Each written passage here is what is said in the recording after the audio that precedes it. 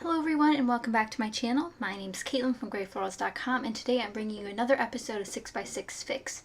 I'm actually utilizing my How to Kill a Kit with Style August kit. So if you guys haven't watched my kit making video, I have a whole video of where I made my kit live with you guys in real time. And it was really fun and I hope you guys check it out if you haven't already. It's a long one, so make sure you have a snack, but I think it's full of a lot of tips and tricks for how to make your own kit. Sorry for the in and out focusing. It does very poorly when there's white cardstock on my table because it's a little reflective with my lights. But today I'm using an idea that I saw in the Paper Issues Facebook group, and I'll have that link down below if I remember, and if I don't remember, let me know and I'll link it down below. But I'm going to be doing like a pie chart sort of pattern with my pattern papers here. So I'll do a couple different triangle shapes with the rounded edge, so partial pieces of a circle essentially. And I just freehanded these. I'm sure there's a cut file out there that can do this as well, but that's just what I decided to do. And it did turn out a little bit wonky, but I tried to fix it and then I ended up covering up a lot of it anyway, so it's fine. No big deal there. So now I have this one, which I will salvage later on, because I actually cut one side way too short. So, but a pie chart is supposed to have different pieces and different sizes. Of course, they're all supposed to make up a circle, but it's okay if they don't. So now I have 4 very large ones and one that doesn't really fit. So what I ended up doing is trimming 2 of them to make room. So now I have like 3 large ones and 2 like one medium one and 1 small one. And I'm using this photo of my boyfriend and I. He fell asleep on the couch next to me and I took a photo of him, which is a little embarrassing, but that's okay. And I thought the Dreamcatcher paper that's at the top there was perfect for this layout, since dream catchers are often associated with sleeping. And like I said, these was the Echo Park paper pad that I'm featuring today, and that's from the, what is it? Just Be You collection. Beautiful color scheme. I made a lot of layouts with this, which you'll see in my How to Kill a Kit with Style Kill a Kit layout share video. But right now I'm going to be doing some mixed media. So I figured the white cardstock was just a little too plain, so I pulled out 2 distress inks, which I'll show you an up close of later because I don't remember the colors. But I'm going to test those on a scrap paper, and I think it's Tattered Rose and then one of the light green colors. And one thing I didn't do this time was gesso my paper. I knew I wasn't going to be using a ton of water or a ton of heavy material, so what I decided to do was just go for it. Just putting it on a plastic sheet and then spraying some water on it, and that's it. That's all I did, and then smush it down. Some parts are better than others, which is fine. I didn't really have a plan or reason, and I knew much of it would be covered up by my pieces, so I wasn't too concerned with it looking terrible. And white cardstock's sort of something that I always have in my stash because I don't do white cardstock backgrounds very often. But I know it's a common thing nowadays to do white cardstock backgrounds, so they really help with the mixed media aspect for sure. So now I have those 2 colors down and they'll be drying. So I used Tattered Rose and Bundled Sage. I'm not sure which menu kits those are from, but I'll have them linked down below if I can still find them. They're beautiful light pastel-y colors, which match this collection pretty well. So now I'm going to lay these out again just to see where the pattern is going to be while that dries.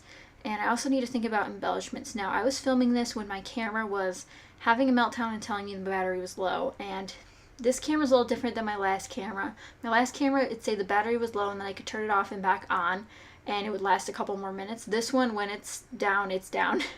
It does not want to do anything else.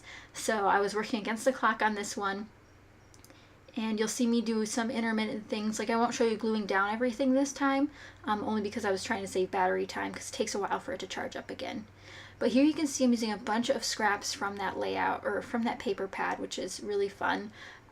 Some of them are from this wheel that I'm using. I think one of them at least is, maybe 2. But using scraps that way is a really easy way to get rid of them. Just finding the one open corner on the piece of scrap like I did for this, and gluing it to one of the sides of the photo and then trimming it down and then doing it to a bunch of sides so then one matches up with the other one so it looks like a full layer. If you guys would like to see more info about my 6x6 Fix series, you can check it out down below. I have a whole playlist. Essentially, I try to use my 6x6 paper pads as the focus of the design, which I think is super fun, and I love buying 6x6 papers. I actually did buy some, which will probably be up in a haul in September, which I'm super excited about. and I just can't believe how much I love them. I think I like them more than I like 12 by 12 paper pads, which is saying a lot because I buy a lot of 12 by 12 paper pads as well. And I know someone asked for a collection video for my 12 by 12 paper pads, and that is coming. I just need to get it reorganized because they're falling apart. I'm having an issue with storing them in the tub I normally store them in, which I showed in my craft room tour if you haven't seen it. But glad I got that almost fixed up. I just have to find another way to make sure the bottoms don't like peel off because the glue's been peeling off the sealed edge, so I gotta fix that. But other than that, that should be coming soon. You just saw me glue down the giant 12 by 12 piece of this minty boxed pattern, which Susanna challenged me to use one of these papers that I didn't really like in my Pink Fresh Studio box, and this was one of them. And I used the whole 12 by 12 paper because I just didn't want it anymore. And a good thing about this is it also helps with warping. Since my cardstock did not have gesso on it or any protectant, it will start to warp if I just left it be. So I'm really glad that I glued something to the back of it so it helps make it more sturdy. So here I glued down those pieces and my doily. And this doily is from Spiegel Mom's Scraps. I'll have them linked down below as well as my discount code so you guys can get a discount on your next order. Definitely check out her shop. She's got a lot of new sequins and new shimmers are coming in soon, if not already by the time this video goes up. And there are shimmers also still on sale from the last sale, so definitely pick those up while they're still there. I've been using my shimmers on a couple more layouts recently, so I'm really excited to start using those in unique ways as well. So I just put down that word smile, which is actually white puffy sticker, and those I believe are from either Paper House or Momenta. Not 100% sure because I only had the backing sheet and not the actual packaging. But here I'm gluing down the photo pretty much in the middle of the layout. And then I had no idea what I was going to do for embellishments. My kit didn't really give me the colors that I needed to embellish with. So I do expand outside my kit for this layout, which I don't mind at all. I know kits are supposed to help you make better or quicker decisions on your layouts to make your scrapbooking faster and easier for you. Hence why we make kits in the first place, and to use our stash, of course. But it's just not the way I tend to function. So I decided to try it out and just grab things from my drawers that would fit. It did end up coming together in the end, and I'm really happy with how it turned out. But I did get to use some things from my kit, so that's all that matters, mostly paper. I could just do a kit with paper and I'd be happy. Mixing and matching papers is something I really love to do, as you guys probably already know. And I wish I could do that for a living, mixing and matching papers. So now I'm just going to pull out some resin flowers. And I realized I wanted to move this smile. That flower pattern in that quadrant is very, very busy. And I moved it to the green side, which makes me a lot happier because it's just more soothing to see it over there. It's easier to read, and I spaced it out a little bit better, especially since this side was rounded much more better, that's not even correct grammar, was a smoother rounded edge than the other one. Here I'm pulling out some of my pink die cut pieces from my stash. I have one that says "You're My Greatest Adventure," which I thought was so cute. It's actually from a Project Life baby collection, and as you guys know, I don't have children because I'm so young, but I just wanted to use it on this. I was eventually going to use it on our cats pages when we adopted our cats because I thought that would be adorable, but I decided to use it here anyway because Sam's a great boyfriend and this is an embarrassing photo, and I bet you he won't watch this video, so this is even more funny. I just pulled out some polka dot mint washi tape, which is from Recollections, and an Ellie Studio label right here that says this right here. And I'm going to glue down my resin flowers. Really mint and pink layout, and I know this used to be a huge color scheme, I think at least last year or the year before, but I'm just getting to it, so I'm a little slow, but I'm here trying to experiment with this color scheme. This is when I start looking through the embellishment pack from Pink Fresh Studio, which was in my kit. But I didn't really use anything from it. There were cute things that would kind of match, but I have such a good color scheme going on, I don't want to introduce another color. It's just not something I wanted to do. Like, I know I have yellow in that tiny floral and Dreamcatcher papers, but I didn't want to include a yellow embellishment.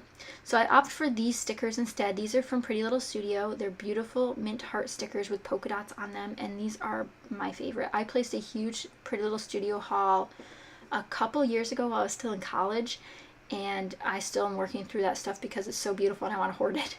But that's okay. We'll get through the stash eventually so we can buy more. That's always how it works.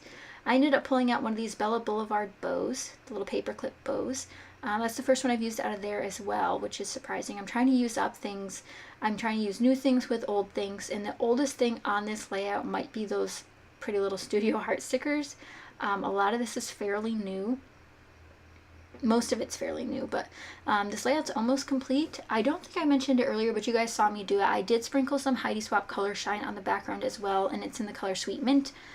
So that's just a little more mixed media item that I did, just didn't mention it. It's really not a great matching color. It's more of a blue teal than a minty teal, so that's okay though. We'll make it work.